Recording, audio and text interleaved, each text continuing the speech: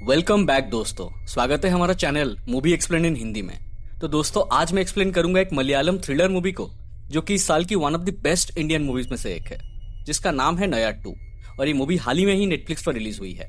इस मूवी की IMDb rating है 8.2 आउट ऑफ 10 एंड इसे डायरेक्ट किया है मार्टिन प्रगट जी ने। दोस्तों इस मूवी की कहानी 3 पुलिस ऑफिसर्स के ऊपर आधारित है जिनकी लाइफ में एक ड्रास्टिक टर्न आती है जब उनके साथ एक हादसा होती है।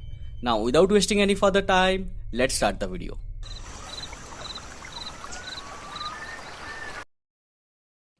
तो दोस्तों मूवी की कहानी मेनली 3 पुलिस ऑफिसर्स के ऊपर आधारित है।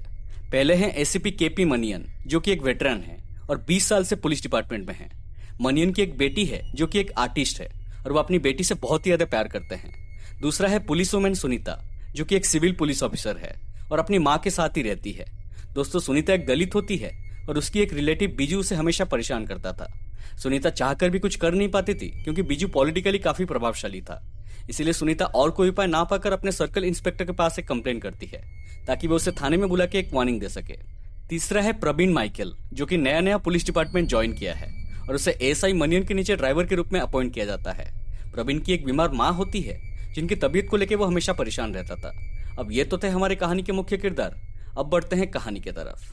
दोस्तों केरला में अभी इलेक्शन का सीजन चल रहा था और स्टेट के सभी पॉलिटिकल पार्टीज अपने अपने वोटर बेस को मजबूत करने के लिए लगे पड़े थे। हर बार दलित पार्टी के 95% वोट्स रूलिंग पार्टी को जाता था और इस बार भी उनके सारे वोट्स को हासिल करने के लिए सभी पॉलिटिशियंस इवन कुछ चीफ मिनिस्टर भी उनकी सारी डिमांड्स पूरा कर रहे थे।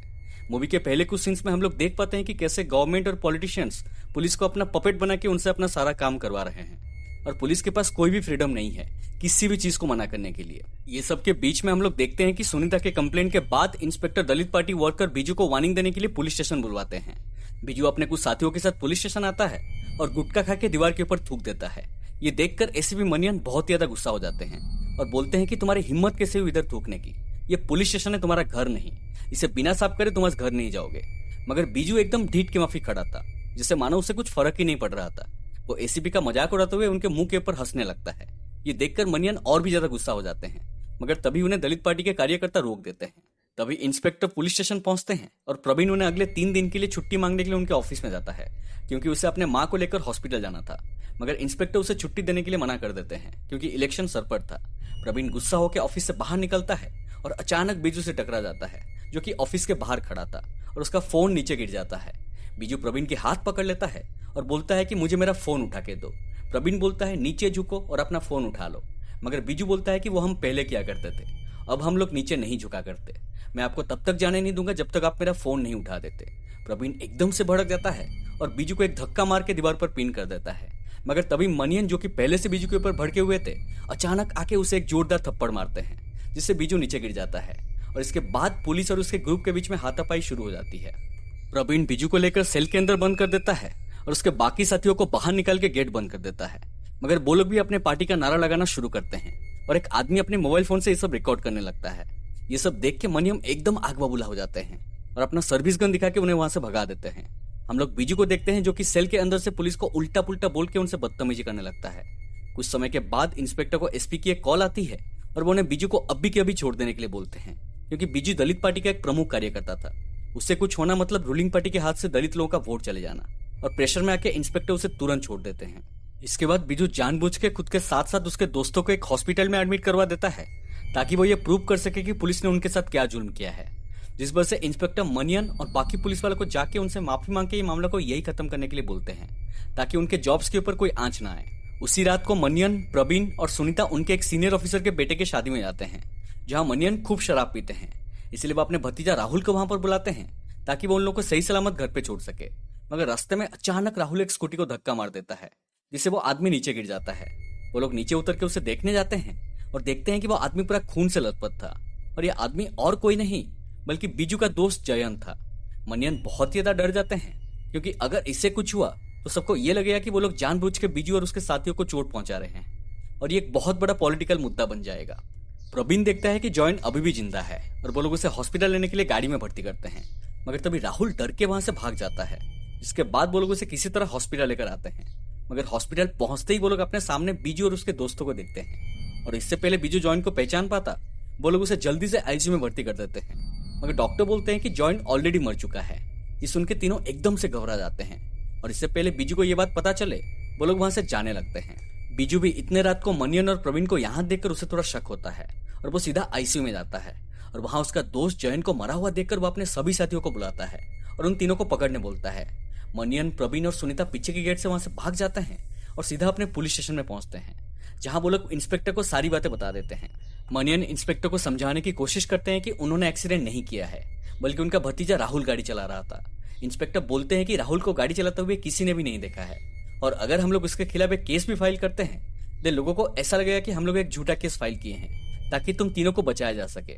इसके बाद इंस्पेक्टर को एक कॉल आती है और वो वहां से चले जाते हैं। तभी मनियन को एक कॉल आती है जिसमें एक आदमी उन्हें बोलता है कि जितनी जल्दी हो सके वहां से भाग जाओ, कुछ चीफ मिनिस्टर ने तुम तीनों को अरेस्ट करने के लिए इंस्पेक्टर को कॉल किए हैं। तभी मनियन टीवी ऑन करते हैं जहां ये न्यूज आ रहा था कि 3 पुलिस वाले शराब पी के एक दलित युवक को एक्सीडेंट करके मार दिए हैं। तीनों बहुत ही ज्यादा घबरा जाते हैं और तभी वो लोग एक हवलदार को गेट को लॉक करते हुए देखते हैं। वो लोग तुरंत उस हवलदार को धक्का मार के एक पुलिस गाड़ी लेके वहां से भाग जाते हैं। मनियन राहुल से मिलने उसके घर जाते हैं मगर वो घर पर नहीं था और उसका फोन भी स्विच ऑफ आ रहा था। वो बहुत ही ज्यादा इरिटेट हो जाते हैं और सुनीता को इस सब का जिम्मेदार मानते हैं। वो बोलते हैं कि मैं इस डिपार्टमेंट में 20 साल से हूँ और मुझे अच्छी तरह से पता है अब क्या होगा। अब एक केस फाइल होगा जहां ये मेंशन किया जाएगा कि एक पुलिस वाले की पर्सनल ग्रज के लिए पहले एक दलित युवक को थाने में बुलवा के मारा गया, फिर जिस आदमी ने ये सब घटना को रिकॉर्ड किया था उसे एक्सीडेंट करके मार दिया गया और फिर उसे हॉस्पिटल लेके ये हत्या को एक्सीडेंट का रूप देने का कोशिश किया गया।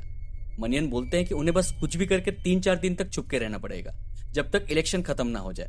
तब तक ये केस सीबीआई के पास चला जाएगा और उनके पास मौका होगा अपना बात रखने का।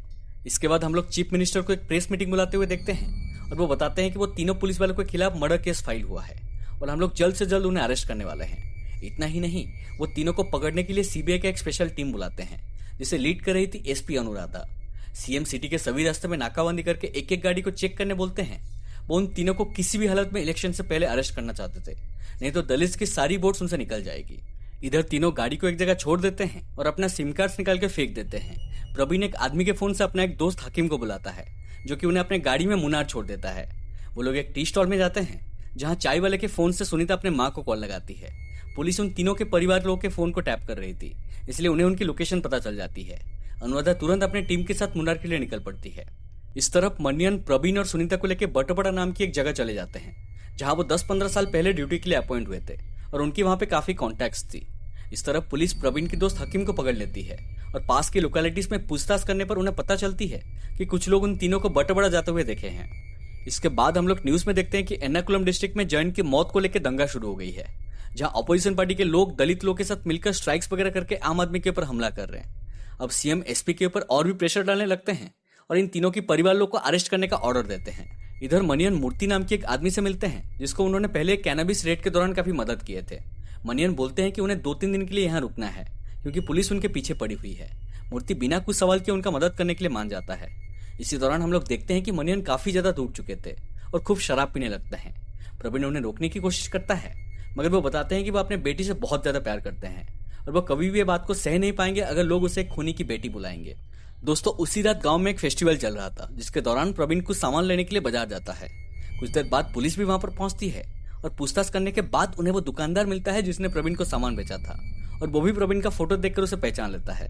वो लोग मूर्ति का घर खोजने में कामयाब हो जाते हैं मगर क्योंकि मूर्ति का घर गाँव के लास्ट में एक ऊंची जगह में स्थित था, वो लोग तुरंत उनको अरेस्ट करने के लिए नहीं जा पाते हैं क्योंकि ऊपर से प्रवीण सब कुछ साफ देख सकता था और अगर किसी तरह से उन्हें मालूम चल जाता कि पुलिस ने उन्हें ढूंढ लिया है तो वो लोग घर के पीछे वाले जंगल के अंदर भाग जाएंगे, जिसके बाद उन्हें पकड़ना नामुमकिन होगा। इसीलिए अनुराधा एसपी को कॉल करके इन्फॉर्म करती है और एसपी सीएम को इन्फॉर्म करते हैं। सीएम एसपी से पूछते हैं कि क्या आप 100% श्योर हैं कि आज डे एंड तक आप उन्हें अरेस्ट कर पाएंगे। एसपी जवाब देते हैं हाँ।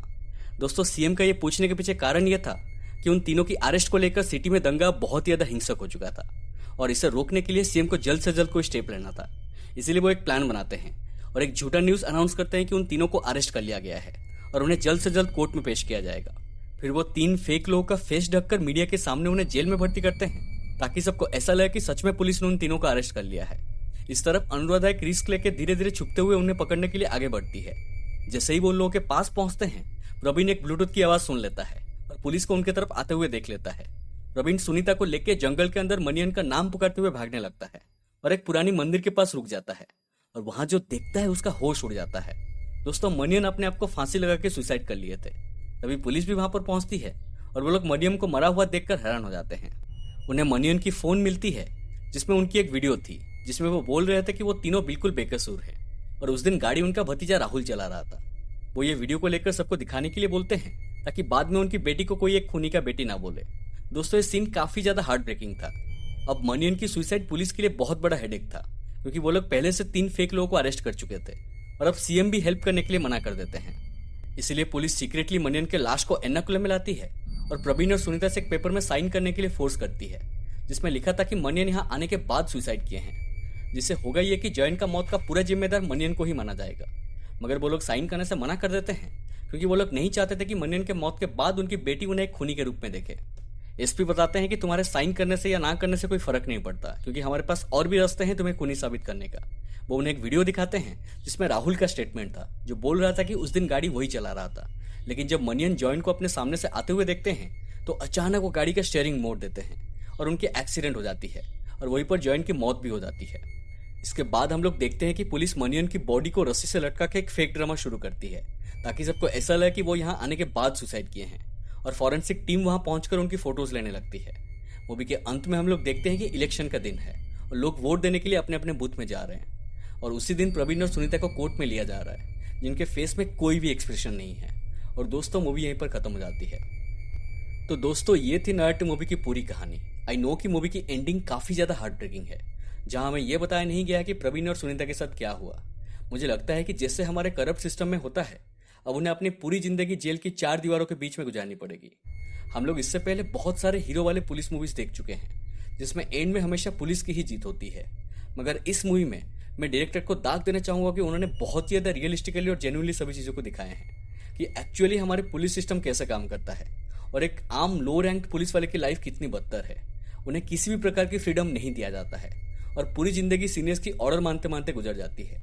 Naruto is also a take on contemporary politics जहां पे कास्ट एक बहुत ही ज्यादा क्रूशियल रोल प्ले करता है ये निर्धारित करने में कि हमारे सोसाइटी में न्याय या इन सब का क्या प्रचलन है और हमारे पॉलिटिशियंस इसे कैसे मैनिपुलेट और कंट्रोल करते हैं। तो दोस्तों, पर्सनली मुझे मूवी बहुत ही ज्यादा पसंद आई। Acting, cinematography, background music, story line, everything was on point. कहीं पे भी आपको बाजीराव सिंघम की तरह गुंडों की पिटाई देखने नहीं मिलेगी। मूवी बहुत ही ज्यादा रियलिस्टिक और ऑर्गेनिक है जहां हमें सब कुछ काफी लॉजिकली और जेन्युइनली प्रेजेंट किया गया है। मैं आपको जरूर एक बार ये मूवी देखने के लिए रेकमेंड करूंगा। उम्मीद करता हूं कि आपको ये एक्सप्लेनेशन पसंद आई हो। वीडियो अच्छा लगा तो प्लीज लाइक करें, शेयर करें और कमेंट करके बताएं कि आपको वीडियो कैसी लगी। अगर आप अभी तक मेरे चैनल को सब्सक्राइब नहीं किए हैं तो प्लीज अभी कर दीजिए और साइड वाला बेल आइकन को भी दबा दीजिए ताकि आप मेरे वीडियोस की नोटिफिकेशंस को मिस ना करें। मिलते हैं अगले वीडियो में, तब तक take care and have fun.